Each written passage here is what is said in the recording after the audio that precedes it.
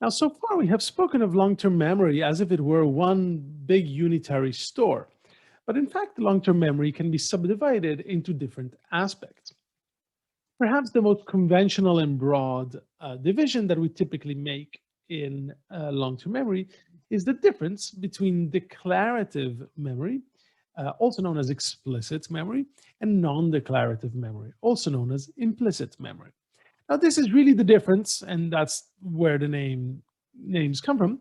The difference between the kind of stuff that you can easily verbalize, declarative memory, versus the kind of things that are not sort of, you wouldn't sort of quite of speak in the same way. So declarative memory, are facts or episodes from your own life that you can be interrogated about and you can sort of speak about, you can declare about. It's stuff that you can consciously think about and you govern consciously.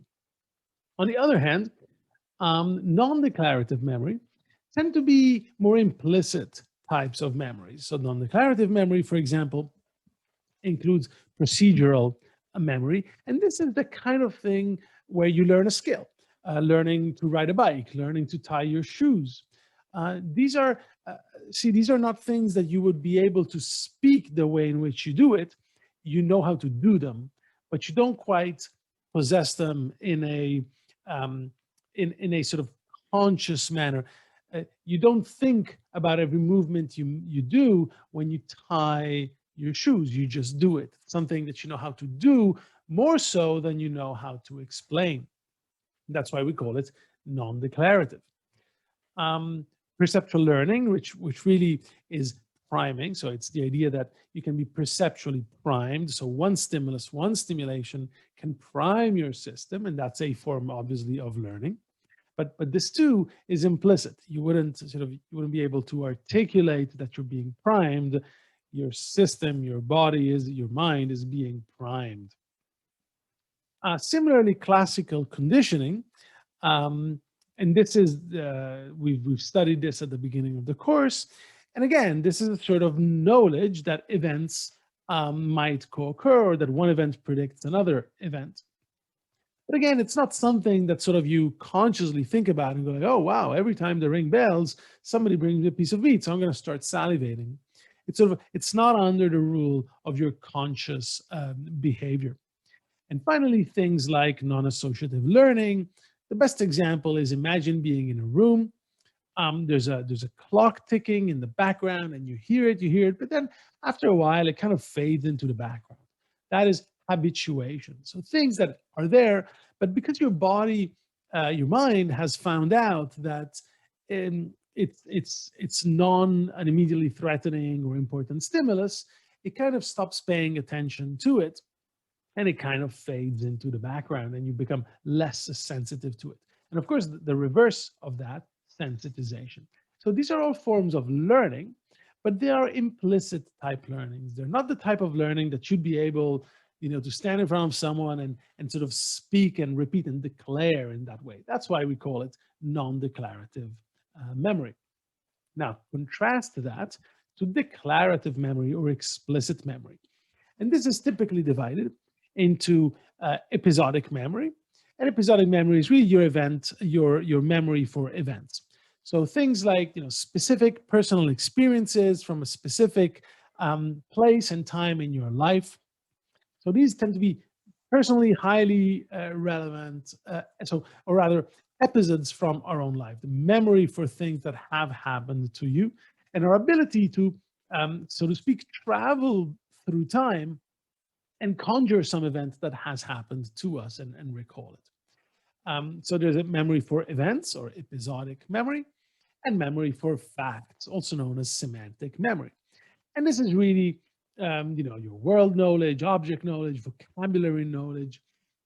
This is the type of information that is unrelated to specific experiences. If I were to ask you what's the capital of Italy, or sort of that kind of stuff. So things that, facts that you know about the world or about items in the world. Now, this is all fine and dandy as a conceptualization, but is there actually any evidence for these different systems. Why do we think that memory breaks down in these separate systems?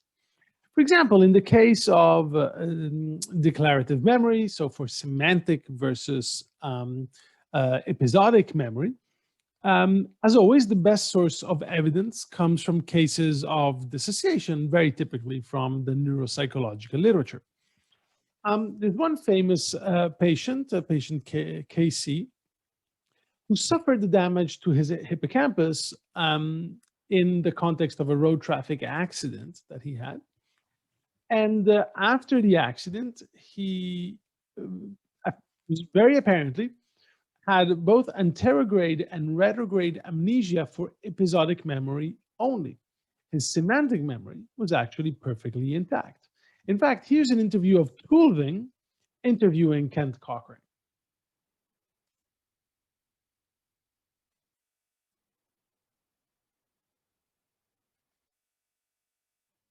Car. What make was your car? Honda. And what color? Brown. Did you ever have to have any problems with the car? Ever get a flat tire, for instance? Episodic memory. I think I had a crash with it, but I don't remember. Had a crash with a Honda? Yeah. But you don't remember any flat tires. Do you know how to change a flat tire? Yeah. Can you tell us? Can you give us a sort of as detailed account as you can about how does one go about changing a flat tire? Well, first you stop when you know it's flat. Yes. And then you go around back and open up the trunk. Take out the jack and the spare tire. And then you put the jack under the car and take the handle out of the jack, pump up the jack, and that raises the car.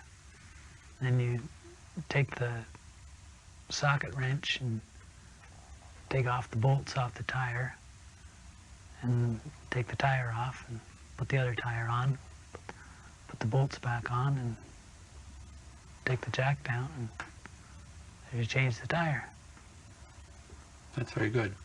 How do you know how to change a flat tire if you don't know whether you've ever done it yourself? Good question. It's just one of the things you know, I guess. One of the things you know. You think everyone knows it? You think your mother knows it? Yeah. Has she done it? I don't know. It's very interesting. On the one hand, he's clearly very competent. Clearly his semantic memory is perfectly intact. He can, and if you ask him, he can tell you all sorts of facts. And he's clearly very competent. His language is fine. His attention is fine. He's very obviously an intelligent man. However, he just lacks any type of episodic memory. He doesn't remember anything that has any episode that has happened to him in the past. He doesn't form new episodic memories. And as you noticed, every time he was asked the semantic type questions, how do you change the tire of a car? No problem at all. Anytime he was asked questions from his life, has he ever changed a tire? Was he in an accident? Can his mother, does he remember whether his mother ever changed a tire? They're complete blank. So this is an obvious case, a very interesting case of hippocampal damage with ensuing both anterograde and retrograde amnesia for episodic memory, clearly indicating that you can lose one system without losing the other, which speaks to a separability in the brain, not only cognitively, but also in the brain of these two systems. As always, we want to see this dissociation go both ways. And there is one case report in the literature by Derenzi and colleagues, where they reported the exact converse. The case of a 44-year-old woman who, following injury to her medial temporal lobe, she experienced the reverse dissociation. She experienced what we typically refer to as a semantic amnesia. In fact, in the words of Derenzi and colleagues, this patient suffered a complete loss of the stock of notions that she had acquired over her life and that constitutes the cultural background of a person. In contrast, she had a perfectly normal memory for autobiographic events. So again, this is a sort of the exact opposite of what happened to Casey. So when you see that you can experience both types of dissociation, you get what we call a double dissociation. So these two systems, memory for fact, semantic memory, and memory for events or episodic memory, seem to be separate systems inside the human brain. Now, taking a step back, the division between implicit and explicit memory is also observable in the neuropsychological literature. Patient HM, of whom we have already spoken, is an example of that. You will remember that patient HM had a bilateral medial temporal lobectomy because of intractable seizures. That left him with a very profound anterograde amnesia in both episodic and semantic, and a mild retrograde amnesia 1 to 2 years from the day of the surgery. Now, this really means that he had a very profound failure to create any type of new memory. And you might have seen the movie Memento, which portrays what it might feel like to have a very profound failure to create any new memory. So he couldn't find his own home after relocating after several months. He couldn't remember names of or people he met. He wouldn't remember any event since the surgery. Interestingly, his language was fairly frozen in the 50s. And as I have said last time, he'd get surprised when he'd look in the mirror and see that he was older than he thought he would have been. Now, in comparison to that, his implicit memory seemed to be intact. Let me give you a couple examples. Now, one example comes from Milner in 1965. Now, Milner used a so-called mirror tracing task. So this is a task, it's really a motor learning task. So your job is to trace a line in between these two lines and follow the contour of the star. But you can't look at the star directly, you can only look at it through a mirror. So in other words, you have to learn to reverse move your hand with respect to what you see. So you're kind of learning the opposite hand-eye coordination of your usual one. And so this is a task that usually takes time to learn, but over time, people, healthy volunteers, tend to do better and better on this task. So here is an example of the number of errors, which means the number of times that the person would have the line go out from in between the two lines, the two guidelines. And this is for day 1, day 2, and day 3. And in each day, there would be multiple attempts.